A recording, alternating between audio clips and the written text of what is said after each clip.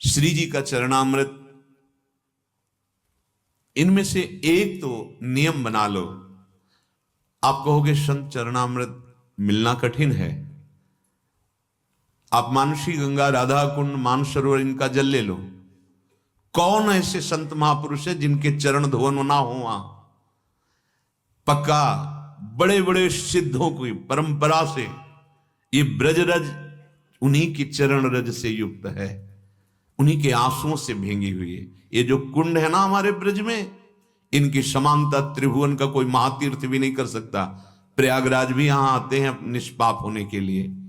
अगर आप मानसी गंगा का जल, राधा कुंड, उनको ये मत देखो कि हरा हरा दिखाई दे रहा है, नमकीन लगता है। नहीं नहीं नहीं, ये हृदय में जाते ही निर्मलता प्रकट। हम ये नहीं कह रहे कि आप आचमन जिससे नाभि तक पहुंच जाए उतना, ये संतों का चरणामृत खुला विराजमान है, खुला विराजमान, पर बुद्धि काम नहीं करेगी, क्योंकि सामने ऐसी लीला प्रकट की गई है कि उस पर हमारी श्रद्धा ना हो, हम भावना समझ पाए।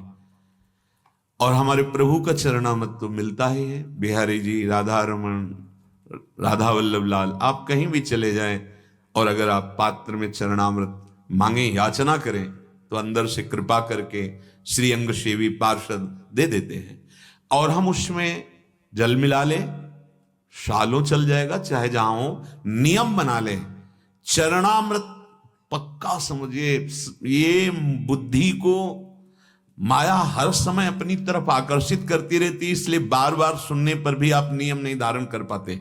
महापुरुषों में देखा है, चरणामृत का बहुत बड़ा प्रभाव है। अकाल मृत्यु हरणम, सर्व व्याधि विनाशनम, श्री कृष्ण पादोदकम पीत्वा पुनर्जन्म न विद्यते। और क्या चाहिए भाई? अकाल मृत्यु हरणम, अगर आप रोज चरणामृत लेते हो तो अकाल मृत्यु नहीं होगी। कोई भी व्याधि आपके शरीर में जो प्रारब्धवशात आई है वो आपको परास्त नहीं कर पाएगी, चरणामृत का प्रभाव। सर्व व्याधि विनाशनम, और फिर आपका पुनर्जन्म नहीं होगा। कितनी मंगलमयी बात है। श्री कृष्ण पादोदकम पीत्वा पुनर्जन्म न विद्यते। सैकड़ों बार चर्चा हुई होगी, कोई भाग्यशाली ही नियम में चरणामृत रखे होगा कि रोज हमें सबसे पहले अपनी जिह्वा में चरणामृत नहीं तो हमारा उपवास पक्का। देखो, नियम धारण करो। शरीर में रज लगाए बिना स्नान किया, सबसे पहले जो सूखी रज, चरण रज है, इतनी ही ले लो। ऐसे करके शरीर में जरूर कुछ कण ब्रजरज के लगे होने। यदि प्रेम प्राप्त करना चाहते हो, जीवन मुक्त होना चाहते हो, ऐसे सुख को प्राप्त करना चाहते हो जहां कोई दुख नहीं है, समस्त कामनाओं का शमन करके निष्काम अवस्था प्रदान करने की सामर्थ्य रजरानी में, चरणामृत में है। कई बार प्रार्थना की कि प्रातः काल उठते ही कुछ भक्तों का नाम लीजिए। पक्का बिहारी जी के सामने हमें यह उपदेश मिला था।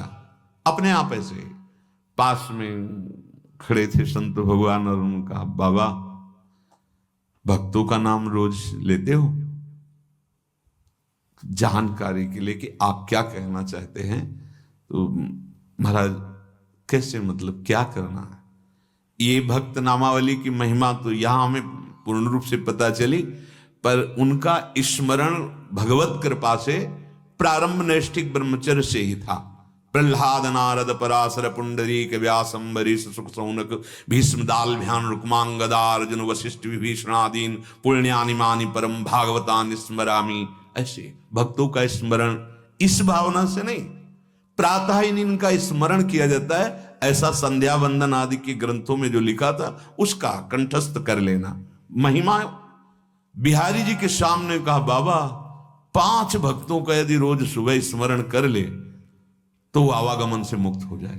कैसे कैसे अस्त्र हैं जन्म मृत्यु से मुक्त होने के लिए। रोज प्रातःकालीन, वही कई बार सत्संग में कहा है, बड़े भाग्यशाली होंगे जो बात स्वीकार करते होंगे।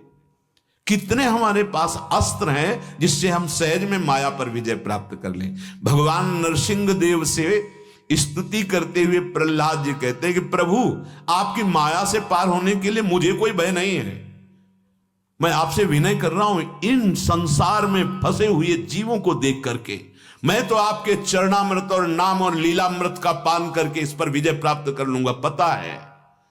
पर जो आपसे विमुख है उनके लिए मैं आपसे प्रार्थना कर रहा हूं, कृपा करो प्रभु, ये संसार चक्र में पिसते हुए जीवों को देखकर मुझे चैन नहीं मिल रहा। मैं तो विजय प्राप्त कर लूंगा माया पे, आपके चरणामृत, आपके नाम और आपके लीलामृत से, अर्थात भगवत लीला कथन श्रवण, भगवान नाम जप और चरणामृत का पान, माया पर विजय। पर हम ही अति परिपक्व भय औरन के सबे कचाई। नाम का कैसा प्रभाव महापुरुषों में देखा। बाबा के जब ऐसे चरण दबाते, वो ऐसा महसूस होता कि हमारे हृदय में एक मशीन रख गई नाम जपने की, और बार बार बड़ी तेजी से मंत्र चल रहा है, बार बार तेजी से, तब लगता कितना प्रभाव है।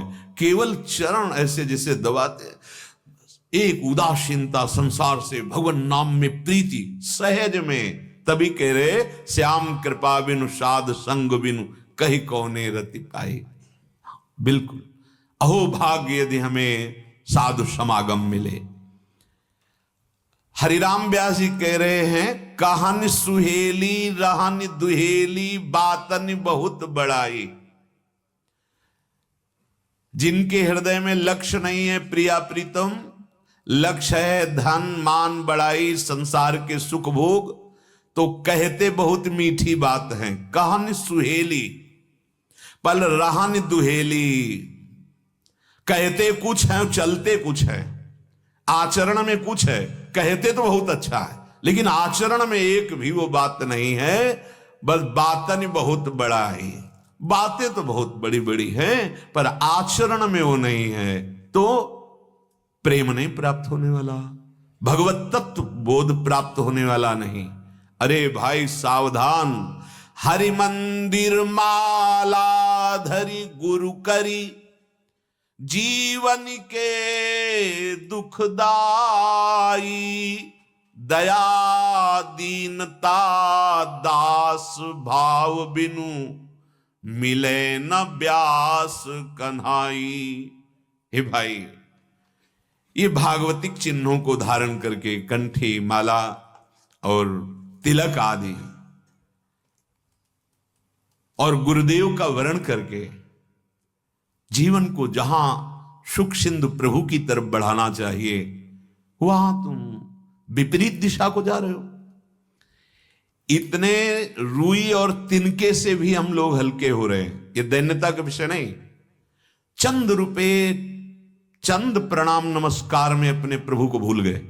इतना हल्का भक्ति का भाव, थोड़ी सी दुखद वृत्ति या सुखद वृत्ति, भूल गए प्रभु को। हाँ, संसार का आकर्षण हमारे इष्ट के आकर्षण को ढक दे। कितने हल्के हो गए हम, जैसे हवा जहां चाहे उड़ा ले जाए। ऐसा नहीं होना चाहिए।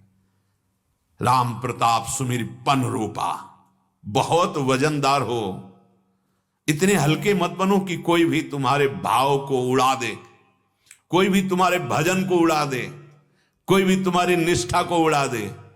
इतने हल्के नहीं होना चाहिए भगवत मार्ग के पथिक को। हल्कापन, थोड़ी सी प्रिय वस्तु, थोड़ा सा सम्मान, थोड़ी सी बड़ाई, ये क्या है? मृत्यु लोक की बड़ाई क्या है?